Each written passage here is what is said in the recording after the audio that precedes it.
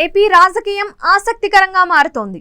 ఎన్నికల ఫలితాల్లో వైసీపీ ఓటమితో ఇప్పుడు కొత్త లెక్కలు తెర మీదకు వస్తున్నాయి. వైసీపీ నుంచి కొందరు నేతలు పక్క పార్టీల వైపు చూస్తున్నట్లు ప్రచారం సాగుతోంది. వైసీపీ ఎన్నికల్లో ఓడిన 11 సీట్లకే పరిమితం కావడం పార్టీ నేతలకు అంతు చిక్కటం లేదు. ఈ సమయంలో ఏపీలో కాంగ్రెస్ వ్యూహాత్మకంగా వ్యవహరిస్తోంది.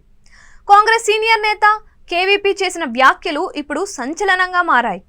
రాష్ట్ర విభజన తరువాత ఇప్పటి వరకు జరిగిన 3 ఎన్నికల్లోనూ కాంగ్రెస్ ఒక్క సీటు కూడా గెలుచుకోలేదు.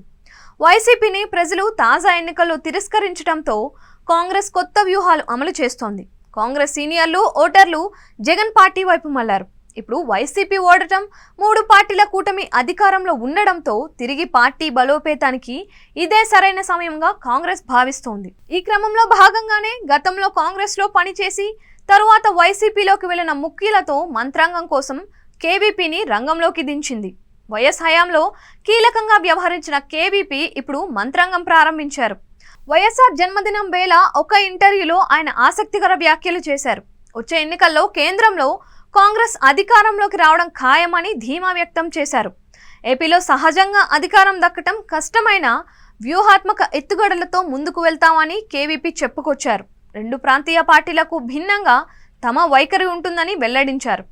వైసీపీలో మాజీ మంత్రులు, సీనియర్లు టచ్లోకి వస్తున్నారు అంటూ సంచలన వ్యాఖ్యలు చేశారు.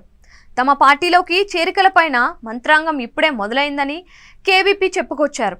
చాలామంది రాష్ట్రంలో కాంగ్రెస్ను బలోపేతం చేయడం మంచిదనే అభిప్రాయంతో ఉన్నారని విశ్లేషించారు. త్వరలోనే రాజకీయంగా కీలక పరిణామాలు చోటు చేసుకుంటాయని వివరించారు.